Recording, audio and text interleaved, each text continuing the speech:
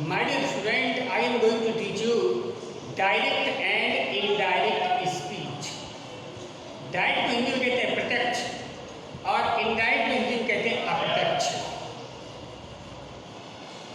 किसी भी बात को सीधा न कह करके घुमा फिरा के कहा जाए, सीधी बात किसी भी बात को घुमा फिरा के न कह के सीधा कहा जाए उसे कहते हैं डायरेक्ट, और किसी भी बात को सीधा न कह के घुमा फिरा के कहा जाए उसे कहते हैं इनडायरेक्ट। अब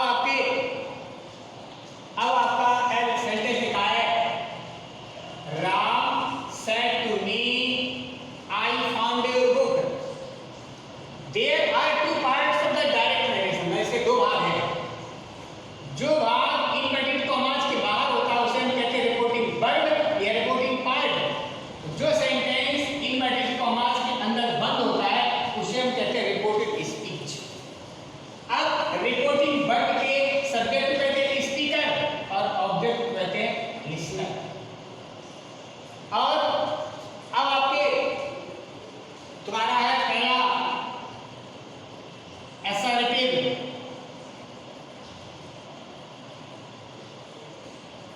सेंटेंस। अब इस असर्टिव सेंटेंस की तुम्हारी वर्ब होती है सैड, सेज, से और टोल्ड, टेल्स और टेल, और इसका कंजक्शन होता है टेल। अब इसके बदलने के नियम होते हैं। यदि रिपोर्टेड स्पीच के बाद का कर्ता फर्स्ट पर्सन का है तो उसे रिपोर्टिंग वर्ब के सब्जेक्ट के अनुसार चेंज करेंगे। यदि रिपोर्टेड स्पीच के बाद का कर्ता सेकंड पर्सन का है तो उसे रिपोर्टिंग वर्ब के ऑब्जेक्ट के अनुसार चेंज करेंगे। यदि रिपोर्टेड स्पीच के वाक्य के कर्ता कर्म और संबंध कारक थर्ड पर्सन के हैं तो ऐसे कर्ता डैश एंड डायरेक्ट कभी चेंज नहीं होते हैं। अब आपके बदलने वाले शब्द होते हैं, हम टेंस के बदलने के लिए होता है present tense, present indefinite, present partner, present continuous, past continuous, present perfect, past perfect, present continuous, past continuous, past indefinite, past perfect, past continuous, past continuous, past perfect and past continuous never change. अब is am are was were है, do not, does not, did not, had not, hasn't, had. अब हम चलते हैं timing word, now का then, just का then, today का that day, tonight का दैट नाइट, टुमारो का द नेक्स्ट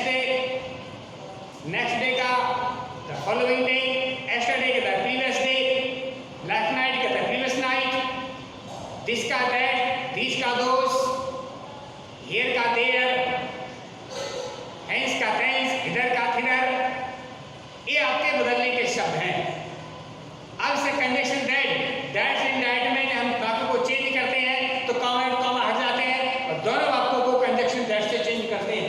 जैसे आपका लिखा है तो आएगा राम, यदि रिपोर्टिंग वर्ब के बाद में ऑब्जेक्ट दिया है और एक सेंटेंस एसेटिव सेंटेंस है तो सेड टू के स्थान पर हमेशा टोल्ड हो जाता है। टोल्ड दैट से दैट में टू हट जाएगा, मी का मी रहेगा, कंजक्शन लेगा। अब मैंने आपसे कहा था ये कर्ता फर्स्ट पर्सन का है, इस सब्जेक्ट के अनुसार चेंज होगा।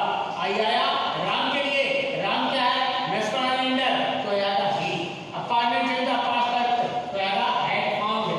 अब second person change to the object, ये क्या है, पोजीशन केस, ये क्या है, ऑब्जेक्टिव केस। हमें क्या चाहिए, पोजीशन केस, तो मी का पोजीशन केस होता है माई और बुक का बुक। ये मतलब बदलने का नियम है। आज हम आपके रूल डालेंगे और रूल आपको कॉपी में नोट करने हैं। दूसरा वाक्य लिखा आपका, she said to him you will teach me, तो आएगा she said to के स्थान पर जाएगा told, him का him, that का that, you आया सेकंड पर्सन ऑब्जेक्ट के अनुसार। इस वाक्य में क्या है, सब्जेक्ट, him क्या है, ऑब्जेक्ट। हमें चाहिए क्या है, सब्जेक्ट, तो him का सब्जेक्ट होता है he, will का इंडायरेक्ट में गुड, teach का teach और me आपका ऑब्जेक्ट है जो फर्स्ट पर्सन का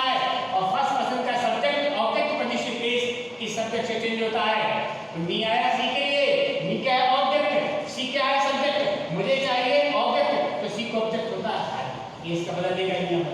फिर लिखा he said to her they can help you, है तो he का ही होगा, said to के स्थान पर told, her का her, that का that। अब मैंने आपसे कहा था यदि रिपोर्टेड स्पीच के वाक्य के सब्जेक्ट ऑब्जेक्ट पोजीशन के थर्ड पर्सन के हैं, ये शब्द डायरेक्ट नैरेटिव के भी चेंज नहीं होते हैं। दे का दे और कैन का कैन होता है could, मे का माइट, हेल्प का हेल्प रहेगा। अब यू इस वाक्य के ऑब्जेक्ट और सेकंड पर्सन चेंज होगा इसके अनुसार।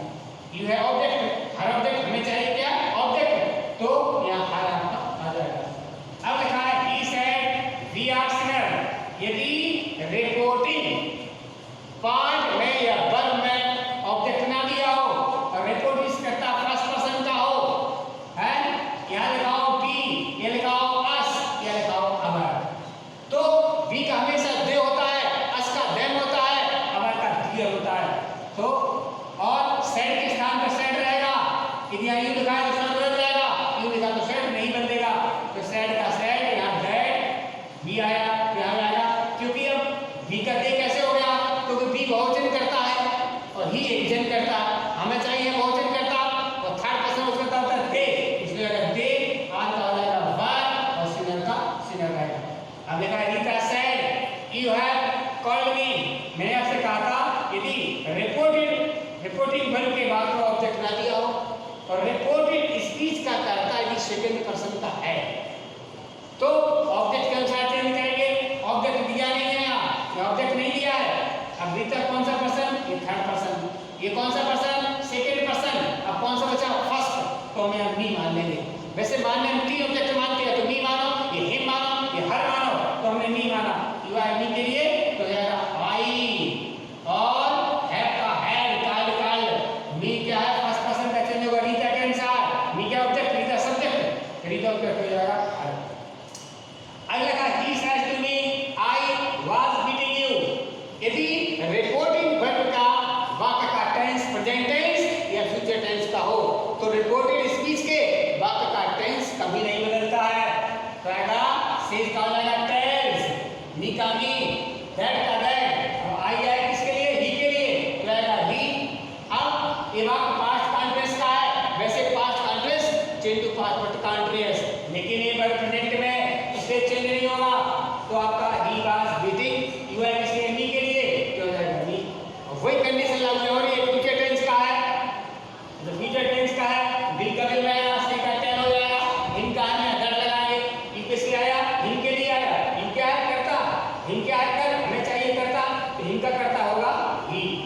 अब इसका टेंस हम नहीं बदलेंगे, कार्य से इजामात का बाद में होता है, लेकिन जब क्रिया प्रेजेंट टेंस फ्यूचर टेंस की हो तो इस रिपोर्ट स्पीच के वाक्य का टेंस कभी नहीं बदलता।